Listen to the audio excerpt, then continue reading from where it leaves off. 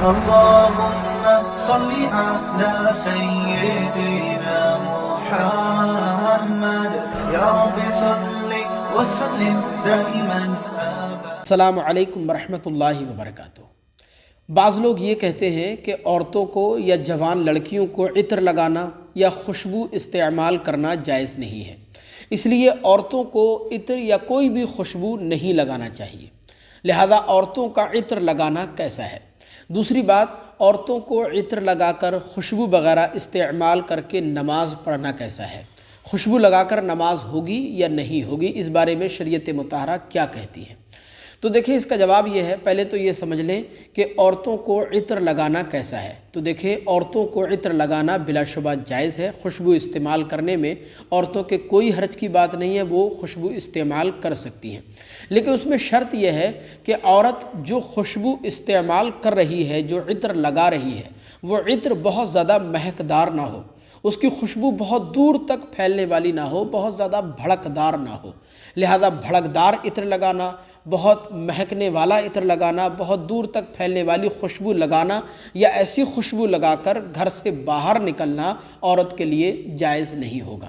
ہاں، اگر اس کا شوہر ایسی خوشبو لگانے کے لیے بولے، اپنے شوہر کو راضی کرنے کے لیے، اپنے شوہر کی خوشنودی کے لیے اگر کوئی عورت بھڑکدار، مہکدار یا پھیلنے والی خوشبو کا استعمال کرے تو اس میں سمجھتا ہوں شرعاً کوئی مضائقہ نہیں ہونا چاہیے، عورت استعمال کر سکتی ہے۔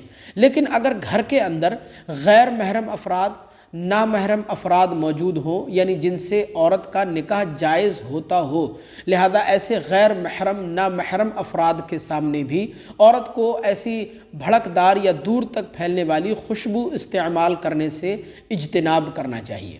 لیکن ہمارا معاشرہ آج ایسے راستے پر چل پڑا ہے کہ آج ہماری مائیں اور بہنیں جب کسی تقریب میں جاتی ہیں، شادی بیاہ کی محافل میں، تو بہت زیادہ میک اپ کرتی ہیں، بہت تیز، بھڑکدار اور بہت دور تک پھیلنے والی خوشبو کا استعمال کرتی ہیں، اور آپ دیکھتے ہیں وہاں شادی بیاہ میں بڑی بے حیائی کا مظاہرہ ہوتا ہے، بے پردگی کا ماحول ہوتا ہے۔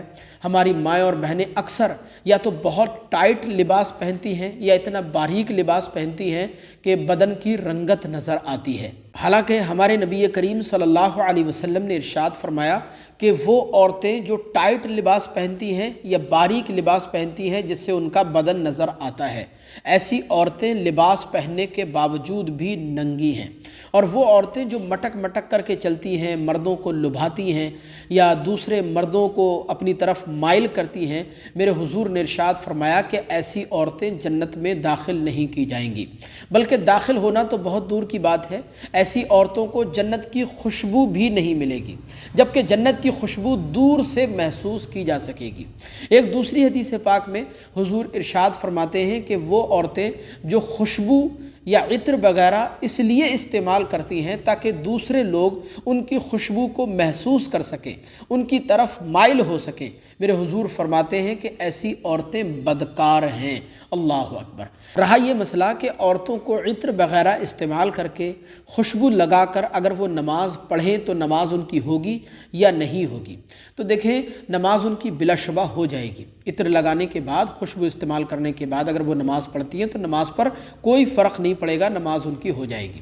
لیکن شرط وہی ہے جو میں نے آپ کے سامنے بیان کی کہ جو خوشبو استعمال کریں وہ خوشبو بہت زیادہ مہکدار نہ ہو، بہت دور تک پھیلنے والی نہ ہو، بہت زیادہ بھڑکدار نہ ہو۔ کوئی نارمل سی خوشبو ہے، کوئی ہلکی پھلکی خوشبو ہے، اگر خواتین اس خوشبو کا استعمال کر کے نماز پڑھتی ہیں تو نماز بلا شبہ ہو جائے گی۔ آپ سے گزارش ہے اس کلپ کو، اس مسئلے کو تمام ساتھیوں تک، مسلمانوں تک پہنچائیے، آپ کو ثواب بھی ملے گا اور دوسرے لوگ بھی اس مسئلے کو جان سکیں گے۔ السلام علیکم ورحمۃ اللہ۔